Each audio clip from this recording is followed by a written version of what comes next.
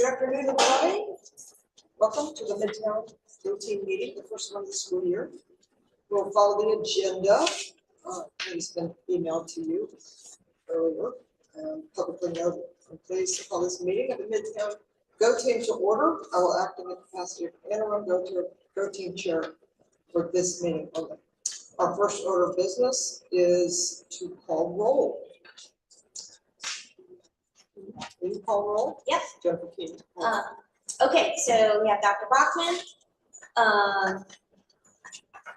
Go in order. Eden Sharp. Eric Goldberg. Trinae Uzoka. Here. Nadia Rivera. Here. Regina Montgomery. Here. And then we have some guests as well. So we have enough for a quorum.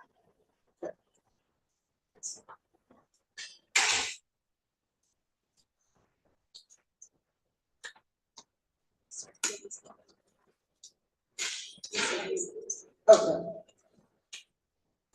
So there is a quorum, so we can continue. You all know this is a script. So, okay. All right, our first order of business is to approve the agenda. This is provided to you by email.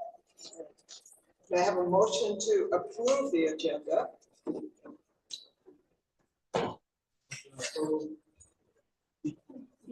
Okay, is there a second? Second. Any amendments to the agenda? Okay.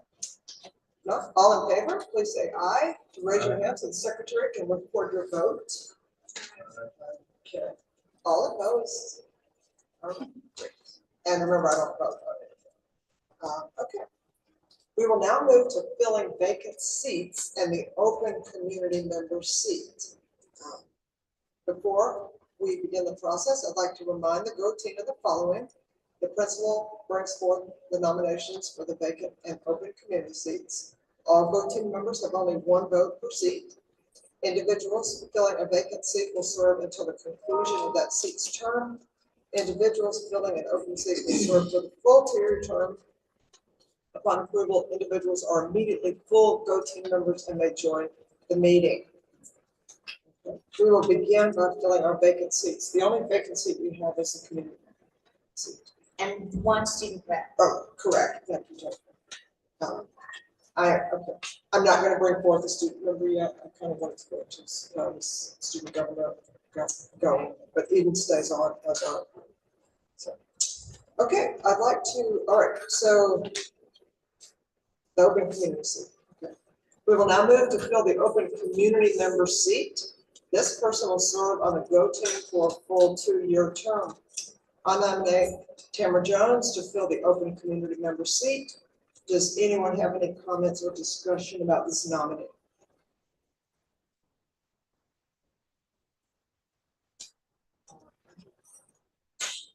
I support Tamara. Tamara was a school board member for 2 years. She's been active in APS since her kids were little. She's got two, one graduated college, one in college, one in, I believe, 11th grade, junior.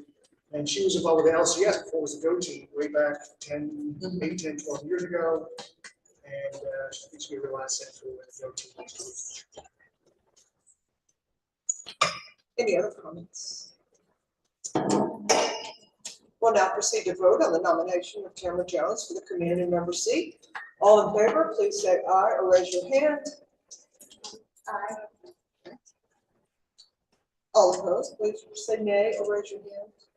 Any abstentions? Okay, great. Welcome aboard. I believe Tamara is on the screen. So welcome, Tamara Jones. Okay. As I said, we're going to table the appoint student representative by other one until the next meeting. That's okay. Okay. Now we have the approval of the previous minutes. We will review and approve the meeting minutes from our last meeting. I'm sorry, Doctor. Are there any corrections? Dr. Bachman, can you hear me? I'm sorry, this is Diane Jacoby. I just want to make sure I got my notes right. You said that you're tabling both student representatives? No, just one. Ian Clark will remain as a student representative. Okay, so you still have to go through that process of formally naming her because student positions are only for 1 year. So if you could just like check Okay. that box, I would really appreciate it. Thank you. Okay, our team will have 2 student members. We're leaving the approval of student minutes a minute. Our team will have 2 student members appointed by the principal. The students will serve for 1-year term and will be full voting members of the Go team. After careful consideration, I appoint Team Sharp as one of our student members for the Go team for the school year. Okay, congratulations, Amy. And you'll serve as a student rep. Okay, all right. So back to the approving of the meeting minutes. Are there any corrections to the meeting minutes? Okay. If there are no corrections, I have a motion to approve the previous meeting's minutes. So moved. Second? Second.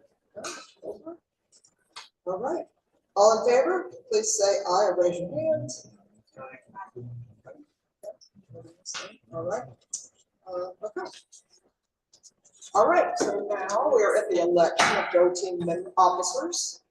We will move to electing these officers. Before we begin the nominations, I'd like to remind the Go team of the following. Nominations do not have to be seconded.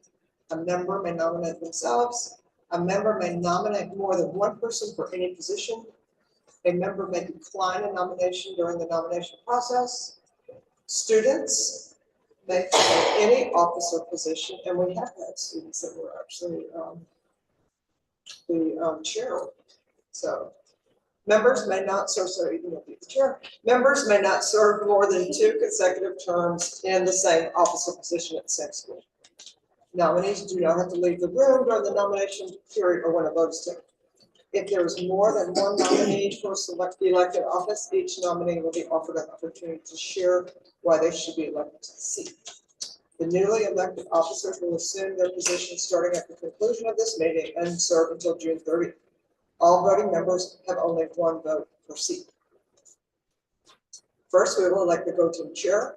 As a reminder, the responsibilities of the chair include, but are not limited to, leading Go team meetings, working with the principal and Go team to develop meeting agendas, ensuring every Go team member has an opportunity to be heard, and monitoring team compliance. I will now open the floor to receive chair nominations. Hello, my name is Audrey Reese, and I would like to nominate Jennifer Keenan for the chair. Are there other nominations? Are we nominating just for the chair? This is just the chair. Each officer We do each one. separate. Yeah. Okay. Would any of our nominees like to decline the nomination? Okay. If there are no further nominations, I'll close the floor. We will begin the confirmation process. We have 1 person being considered for the chair seat. The nominations for chair are Jennifer Keenan. This time, I would offer her the chance to and explain why they're the best candidate for the position. Other Go team members may ask the nominees questions before voting. Hi, everyone. It's a hotly contested election. So I hope I can prevail. But in all seriousness, this is my 2nd term on the Go team. So that means it's my 3rd year. And I was also on the Go team at Howard. So I have been active in Go teams for quite a while now. And I've really enjoyed serving on the Go team here. And my daughters are a junior and a senior.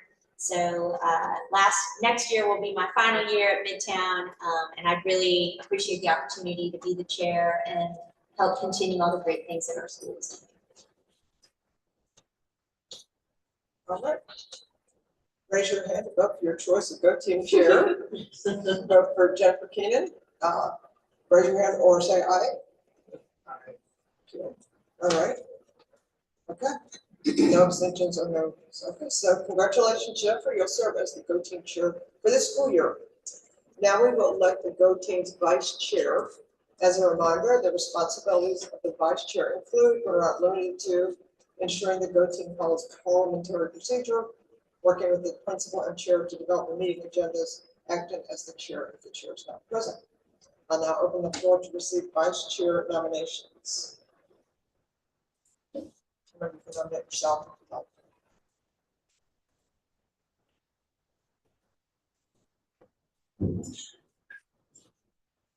Audrey?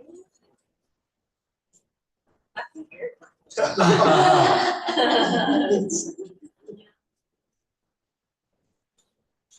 Anyone?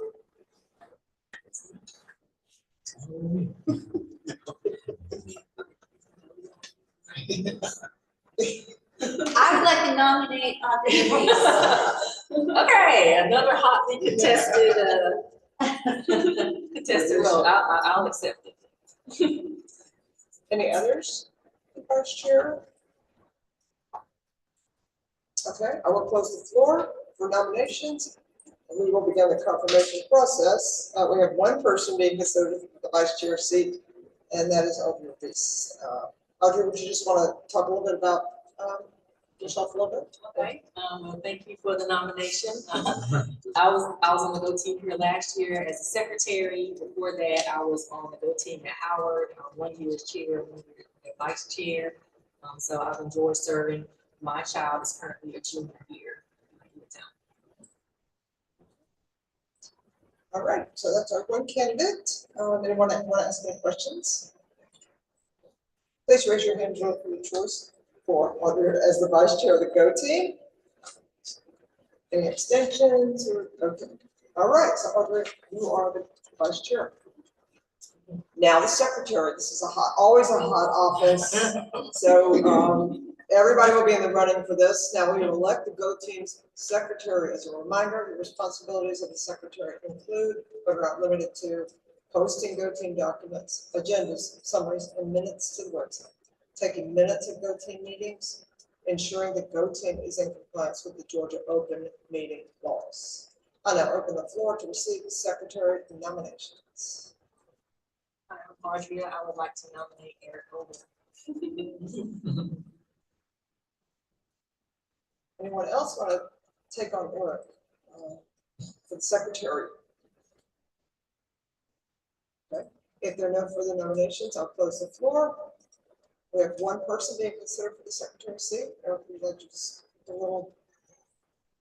Honored to be considered for the sought after position.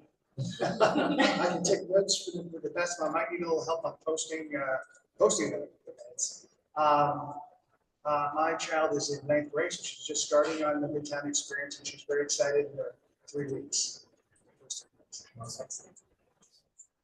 Okay. At this, please raise your hand to vote for your choice. Eric Goldberg for secretary of our Go team. Any extensions? No, everyone's in favor. Okay, great. Congratulations, Eric. You'll serve as the Go team secretary for this school year. Now, there's one more. We will elect the Go team's cluster representative. Cluster representatives may also hold an officer position, chair, vice chair, or secretary. As a reminder, the responsibilities of the cluster representative include, but are not limited to, attending all cluster advisory team meetings, approximately 4 per year, reporting back to the Go team on the CAP meetings. That's what they're called, cluster advisory team. CAP. And most of those are virtual, actually, the meetings are virtual. I will now open the floor to receive cluster representative nominations. I would like to nominate Tamara Jones.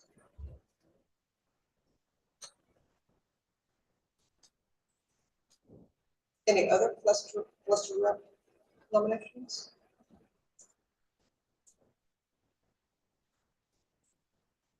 Tamara, do you want to decline the nomination? You're on there, right? Yeah, she shook her head. She say, okay, so no, okay, all right.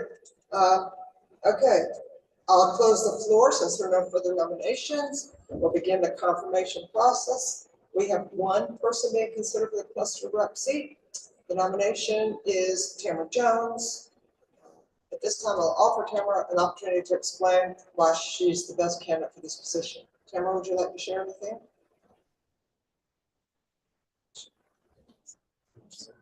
I sent it. You don't want to speak? Okay. I sent it to you to unmute. There, okay. Okay. Can you hear me? You can hear me now, okay. Thank you. It's fun to return back to Go Team roots. Like Eric said, I've had kids in APS since my 22-year-old started school at Mary Lynn in 2007. And I've served on local school councils before the Go Teams existed, and then Go Team at Inman with Dr. Bachman. And then I was the chair of the Go Team for Grady, which was then Grady. And just did a little term on the school board, and I'm excited. I think that the cluster advisory team has a lot of potential, and I'm looking forward to getting back in there and doing some real good synergy with the whole cluster. Thank you. Okay. All right, please raise your hand and vote for Tamara Jones as a cluster rep for our Go Team. Okay, all right. Let me show that everyone raised their hand for that. Okay, congratulations, Tamara Jones, you serve as the Go Team cluster rep for the school year. Okay, we will now move on to our next item of business in reviewing and updating or confirming our Go Team's public comment protocol. Public comment opportunities are available for Go Teams to hear from interested members of the community from section 3.4 of the Go Team handbook. Opportunities for public comment shall be provided at least 4 times in a school fiscal year and noted on the Go Team's website and meeting agenda. Go Team members will not provide responses or engage in direct conversation during the public comment. Each Go Team will determine a consistent method for receiving public comments and for parents and other citizens to sign up to address the team. At least 20 minutes of time will be allotted for the public to make comments at meetings where public comment is permitted, and the public will receive at least 2 business days notice of the public comment protocol.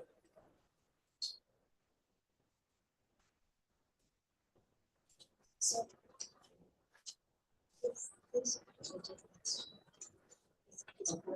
Okay.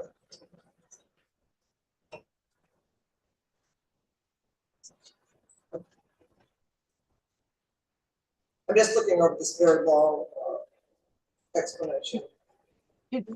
I'm sorry, did you have a question? I got a sign to unmute. So last year we had, Diane, we developed a protocol. So should we read, and I think we were considering using that same protocol for this year. Do we need to read it out loud, or can we use the protocol that's currently listed on the website? So you should read it out loud, and if at all possible, maybe put it up on the screen so that the team can see it, and then they can just affirm the protocol. But it should be read into the record. Okay, the protocol was listed on the agenda that's published on the website. I don't have the ability to share it. I can share. Oh, okay, great. So yeah, I think it's already on the website. Oh, so, okay. Yeah.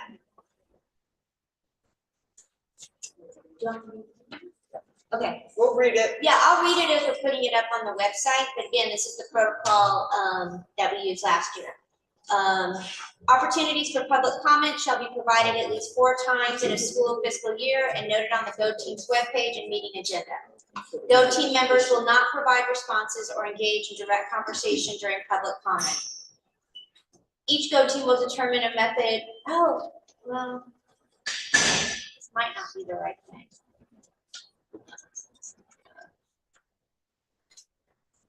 Oh, no, this is right, sorry. Yeah. Each Go Team will determine a consistent method for receiving public comments and for parents and other citizens to sign up and address the team. At least 20 minutes of time will be allotted for the public to make comments at meetings where public comment is permitted. The public will receive at least 2 business days notice of the public comment protocol. Midtown High School Go Team will allow public comment at the end of every Go Team meeting.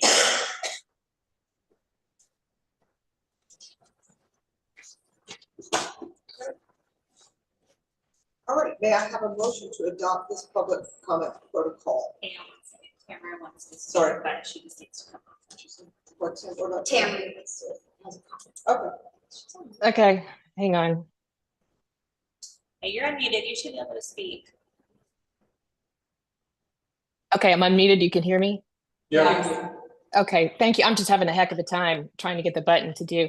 The concern that I have is that if there's ever anything that we're voting on, like any matter that, we're discussing, and we take action before public has a chance to comment, I mean, is that a problem? I mean, is there any benefit to having something like a brief comment period at the beginning of the meeting? I'm just asking because, back in the day, we were a little less formal about, public participation in the discussions, but that's just a concern I have.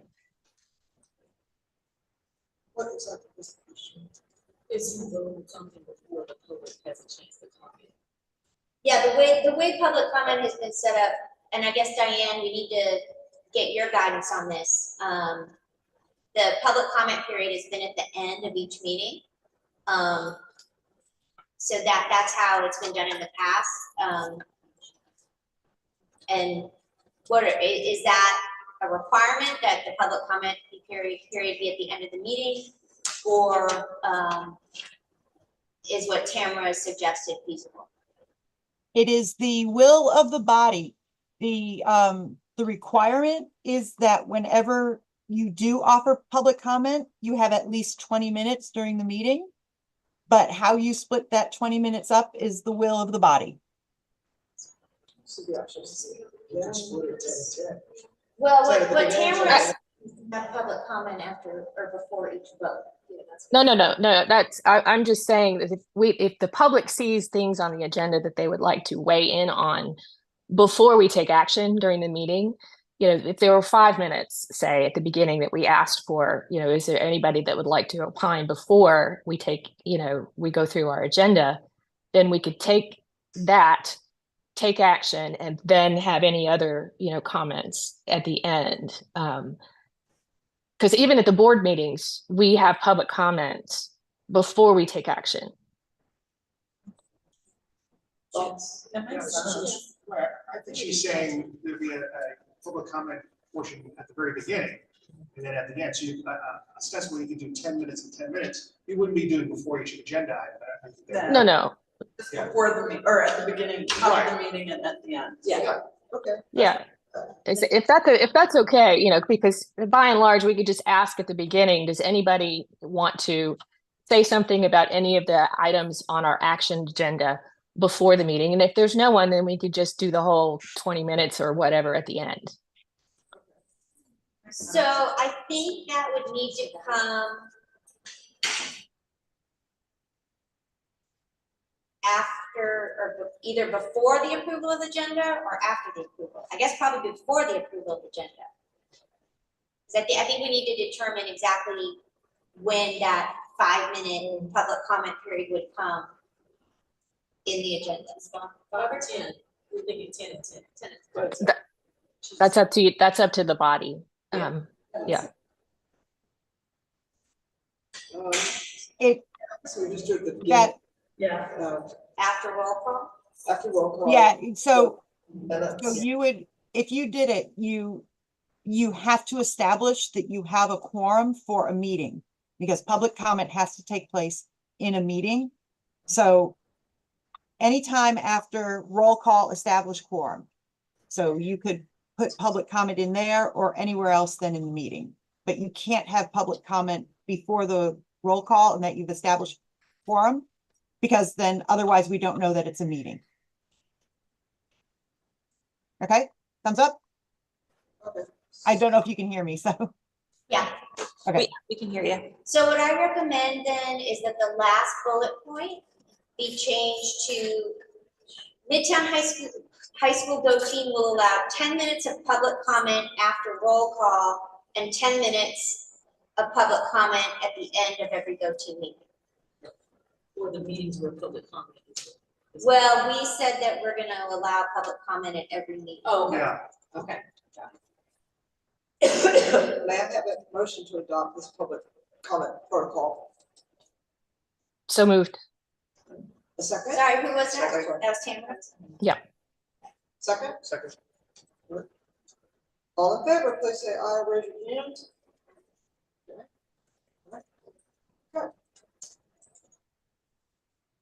All right, great. Okay, now we're gonna set the Go Team meeting calendar. Adhering to our agenda, we will now discuss our meeting calendar for this school year. As a reminder, our Go Team is required to have at least 6 business meetings this year. 4 of the meetings must permit time for public comment. Take care of that. Meetings can't be held during the day, instructional day. Meetings must be live streamed and recorded, and meeting locations for hybrid meetings must be places which can accommodate public, not a conference room. I have put out some suggestions. That's just my suggestions. Are there other suggestions, recommendations for meeting dates and times?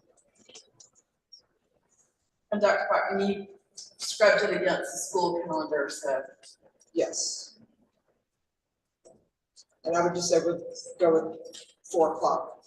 4 o'clock is the time. So this is 8, including the organizational meeting? This is the organization. Yes, and so there's 7 after that? Yes. Okay. I'm just putting them in the chat, what we're looking at on our papers, so everyone can see those potential dates.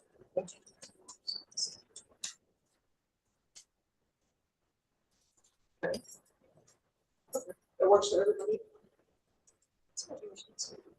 21st. Okay, That's a Wednesday. That's the. No, May 20th. Oh, May 20th, right. You are not graduating early. She is ready to graduate. Ready to graduate. All right, no problem. Okay, so, okay, now that we've determined the calendar, and the next thing is when we'll do public comment, but we said we're gonna do that at a meeting. Now we've determined our calendar, may I have a motion to approve the calendar. Motion? Second. Okay.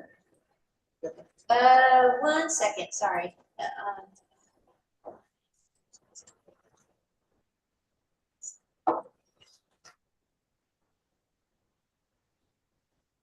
Sorry. Just 1 second.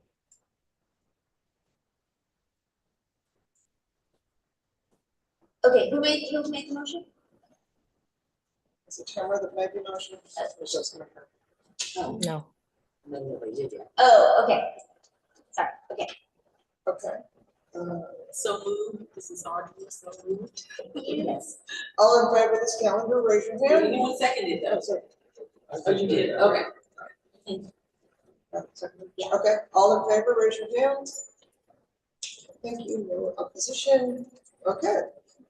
All right. One thing, Dr. Bachman, will all the meetings be hybrid? So virtual, I mean, in person with a virtual option? Yes. Okay. Okay. Please enter these dates into your personal calendar so you don't forget. Now we'll determine our go-to norms. The good stuff's to come, don't worry. Hang on there. We'll begin by reviewing the initial go-team meeting norms. This is a meeting of the Go Team. Only members of the team may participate in the discussion. Any members of the public present are here to quietly observe. We will be fully present. We will follow the agenda as noticed to the public and stay on task. We will be respectful of each other at all times, open-minded. We invite and welcome contributions of every member and listen to each other. We will respect all ideas and assume good intentions. We will approach differences of opinion with curiosity. Does anyone have any changes to these norms?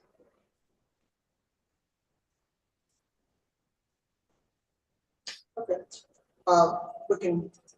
May I have a motion to adopt these norms for our Go Team? So A second? Second. All in favor, please say aye or raise your hand. Okay. All right. We now have our Go Team norms. Okay, we'll now move to the discussion items on our agenda. We don't really have any discussion items. We're going to move to just kind of a principles update, but I would try that to go on. So Jennifer Capelli has prepared a little a PowerPoint with some of our test scores, things like, so just some initial data that we have. We're still waiting on our algebra test scores, but I wondered if we wanted to jump to the budget slide first, just because Alex is here, she might want to provide any, and we can let her go. So you all know we've just gone through leveling, we're in the leveling process, and that's when we look at projections, and if we met them above, below, and, so the district determines if we, well, our budget determines if we have to lose money or gain money based on enrollment. As of right now, we have 1,683 students. It's rising every day. We were projected to have about 1,710. I'm sure we will get really close to that, but that doesn't matter. They took the count last Wednesday, which was day 15, and so that's what we base our addition or subtraction. So we, as of last Wednesday, the 15th day, we were at 1,673. As I said, now we have 1,683. But so it's a difference of 38 students, which is a budget adjustment of $202,000. We have to lose because it's based on about $5,500 per student. That's what so our projection. Any question about that? Has the district considered doing leveling later? That's what we always ask. Well, I had hoped that they would have at least went to the 20-day count, which would have been yesterday, but no, they don't. It's what they do.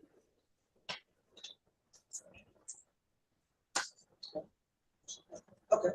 So what is this, I'm sorry, what is the status of the budget adjustment? Is that automatically happen? Is there an opportunity to appeal? You know, since we already have 10 more students, what is the status? I did. I tried to appeal and ask for that, but no, I still don't. So they would go on the 15-day count. But then is the money refunded once you start getting more students? No. No, it's not. Okay, all right. So let's look at what we're doing. So we try to look at our priorities to determine the money that we have to lose. Those are our priorities. So we had a banked social studies position. Give it back to you. Oh, sorry. A banked social studies position. I didn't feel that. That's a teacher position. We didn't need that. So that's $110,000 right there that we can use. Alex, or Jennifer, you take us through this. I'm sorry, I don't need to do all this. Well, Alex is our school business manager. yeah, I got it. So, Sorry, I don't like being on camera, but hello. So as Dr. Bachman explained, we essentially had to pay back the district $202,692, which is made up of the 38 students we were short at our 15-day count. Luckily, we did a good job with our budget. We carried over our school reserve fund of $123,808. So essentially, with the FT position of 110, we ended up covering half of that 202, and the rest of it we covered with our school reserves.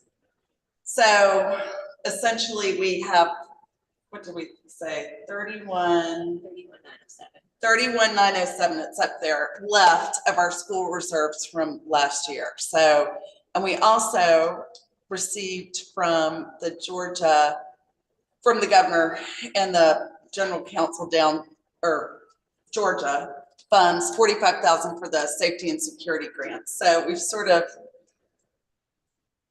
kept $76,000, if you want to look at it that way, out of our reserve.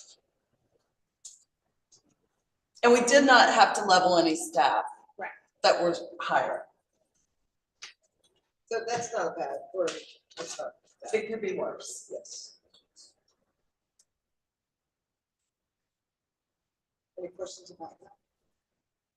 Again, I'm sure we will get to right at our projection. We will get, as historically, Midtown grading gains up until October. Last year we did up through March. Yeah. So yeah, we did. So it's just the way it goes. Okay. So I guess I'm just baffled by this. I mean, what if 200 students register tomorrow? You don't get any additional money? No, So what downtown per kid is $5,334.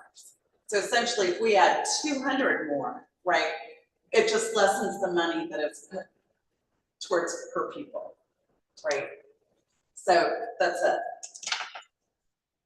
but no, we don't get the money. Or more, don't get more.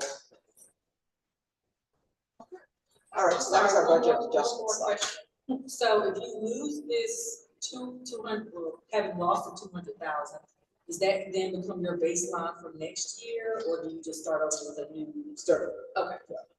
They'll go, they'll look at the October count, the FTE count, and then, look at projections for next year, so. Where do the projections end for this school? Where do they say we cannot get any more kids in this school? Are they giving you a limit? No? Okay. I mean, the CO is what, 1,568? Right, about 1550. Mhm. Students and staff. Yeah, okay. Wow. Thank you, Alex. Okay, so now we'll just go over, we're just gonna go over some other stuff, and we can go into more detail at our next meeting. So, that was our enrollment last week. 1673 last Wednesday, again, we're up to 1683 now. Do you want to say anything more, Jennifer, about that? And this will be available on the, this will be available for everybody. Yeah, it's just an overview of our student population. So, that's just, here's just some of our achievement highlights for, where we are. So Jennifer, go ahead and talk us through that a little bit. Sure. So these are milestone percent proficient and above from 2017 through 2024. So you can see some trajectory data for each of the 4 EOC courses, which are Algebra 1, American Lit, Biology, and United States History. So you have that little key at the top to see.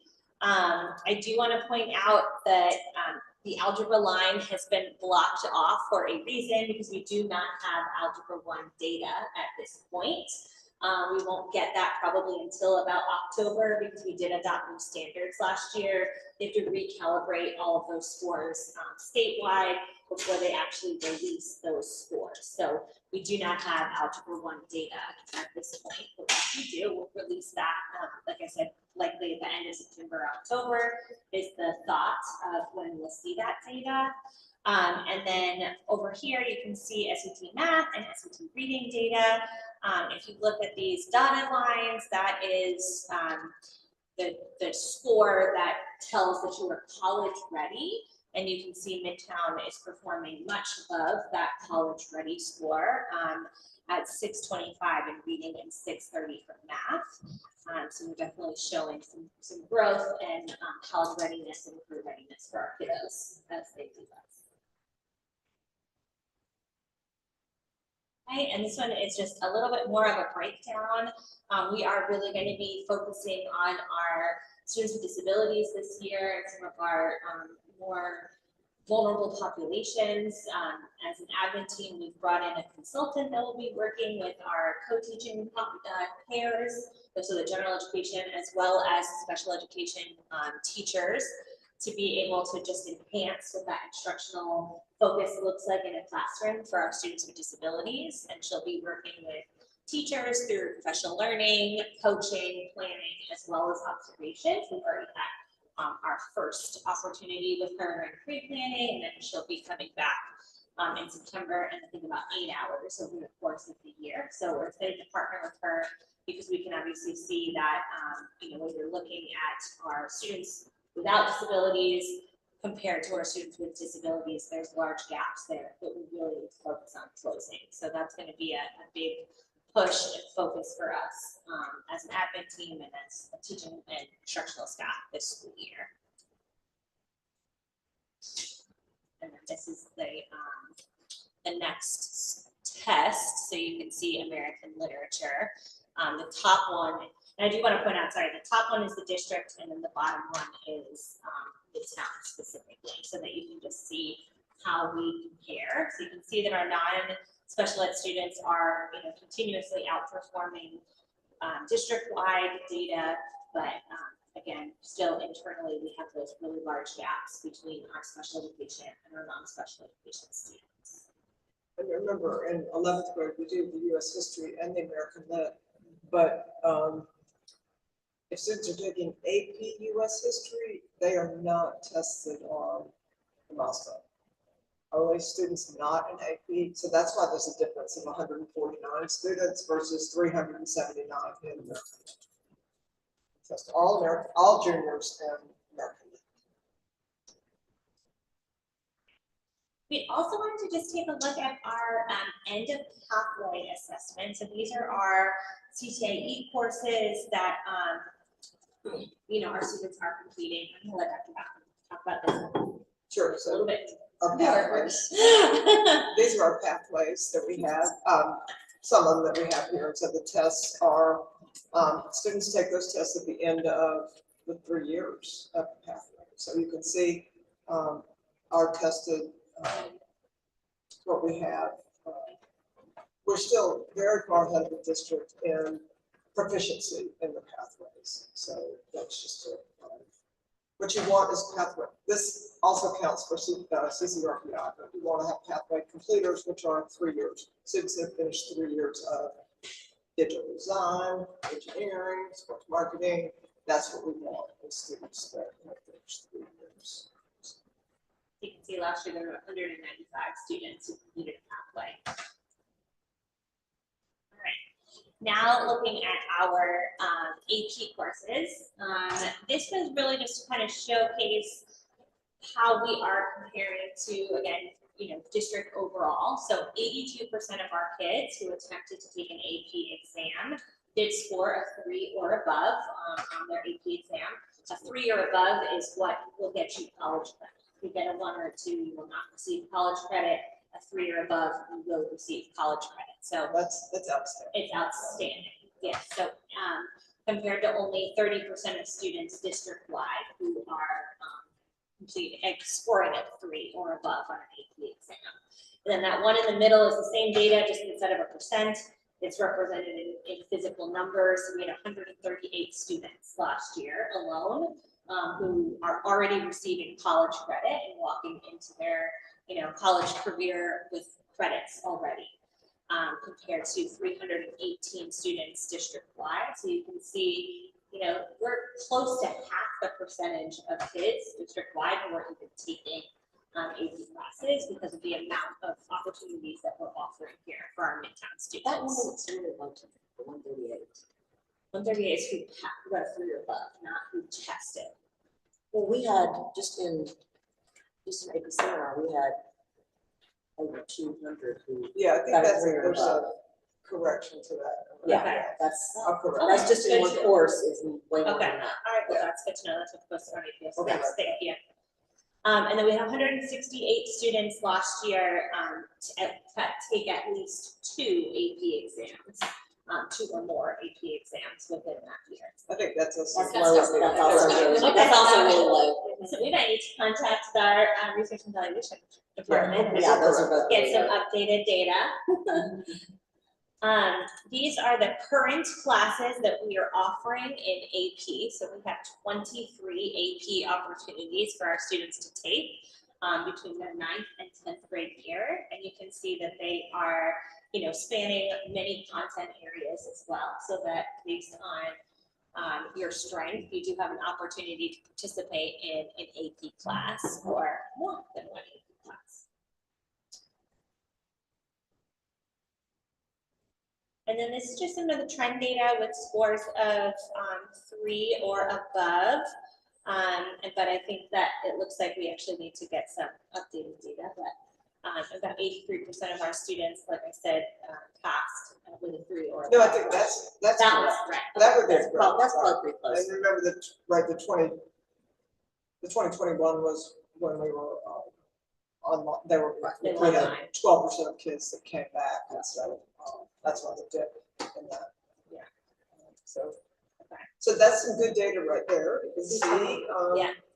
This yeah. one looks much. The more number of This is much exams. more Correct. correct. Yes. The So number of under exams seven. this year was the highest ever that we get, over 2,000 exams.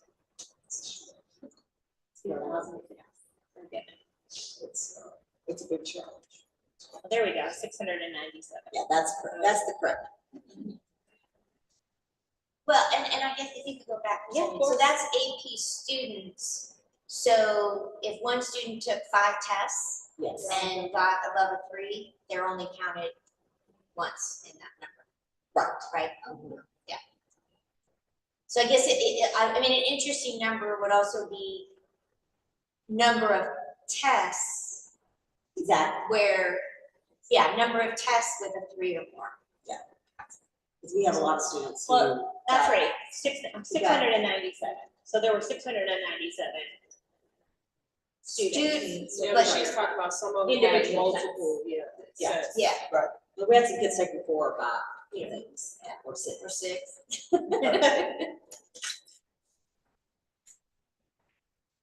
So these are just some highlights, that it is an AP school distinction, so schools with at least 20% of the total student population taking AP exams, and at least 50% of all AP exams earning scores of 3 or higher, so that is a really big deal. And we're really proud of that, so we'll just take a minute for you guys to read over some of those highlights. And Dr. Kaufman, thanks. Put them out.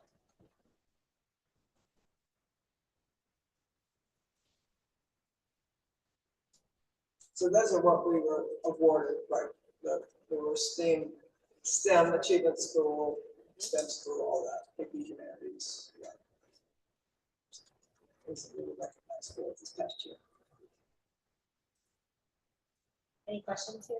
Can I move on? Can I chime in on that real quick? Go ahead.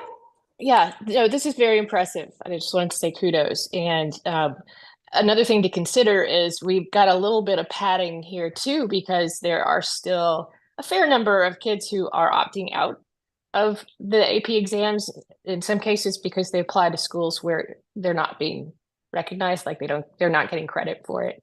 So I think that it just makes the data look even that much more impressive.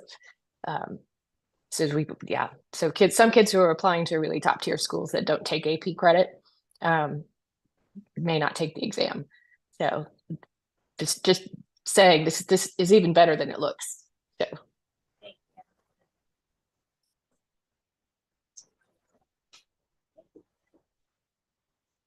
So just some other stats that we're very proud of.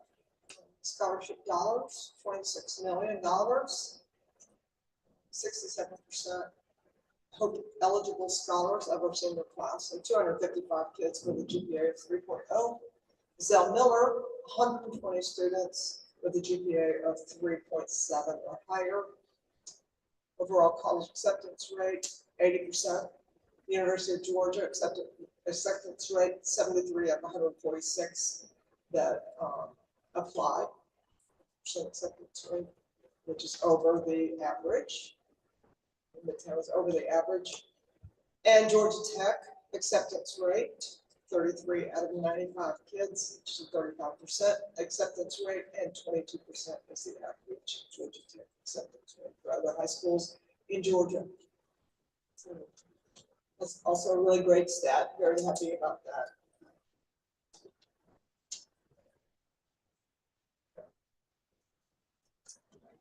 That too are. Okay. And I do want to just go to the end where there's a couple of dates. We want to make sure that we're pointing out that Monday is a holiday with no school. And then as Dr. Boston's email stated, we are going to switch to one curriculum night on September 10th at 6 p.m. So it'd be AP and it's AP and it's all classes. Oh, whoops, I didn't Just change all that. classes. All classes. The good old days. So yes, parents will be shuttling around 2 classes just like their students do. Does it start at 6? I thought Yes. something else said 5:30. Yeah, Okay. 6 to 8:30. 6 to And then Be in your class And and you will be in detention if that's right. First concert, Right. 6:05, and Don't we'll park. stick to our bell schedule. Only what's our park best- where they're best supposed to be. Do we know what the time frame is? Can I share the bell schedule? Dr. Malcolm? To see the bell schedule. What about, For for the that? Oh, we curriculum. haven't gotten that Okay. yet. Oh, it's not done yet. We were talking about room planning today. Yeah, not quite, so. Okay. All right, that is my report. Principal's report, the update. Tamara, I saw your hand up. Did you have something? No. Okay. Does anyone have any announcements?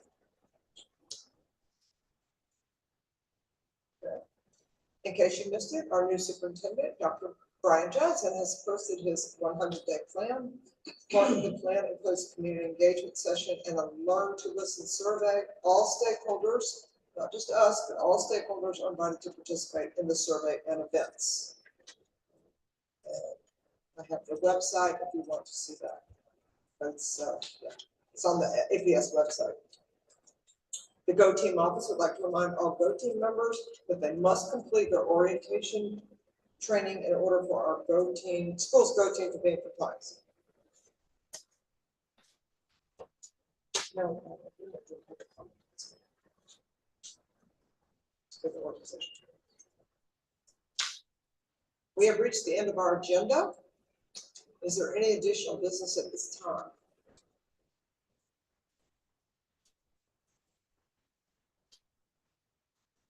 Since this is an organizational meeting, Diane, we're not doing public comment at this meeting since it's an organizational meeting, correct? That is correct. All right. So hold your comments, your public comments for the next meeting.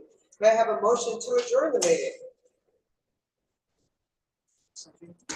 Wait, who made the motion? Who made the first motion?